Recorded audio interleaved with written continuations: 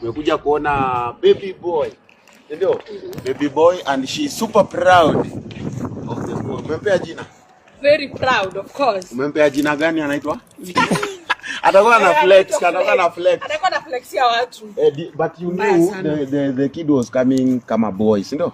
No, I was surprised. Unajua Ana alisema yeye atafanya hizo magender reveal, atakuwa surprise kwa word ready. Yes, and by the way, she is super happy that it's a boy. Ingekuwa demu ungedu? Ningekubali tupata wote to give back to my man. The opposite gender. Yes. So but ningekubali to, because you know being a first time mom. It's okay to be okay with any gender. Yeah. Yeyote tu mwenye Mungu ametuma napokea. Yeah. Na by the way, hii wacha mimi unakuaga mtu wa kirehere. So Ana, her mom is so proud of her because ndiye amempea mjukuu wa kwanza. And by the way, she's super happy.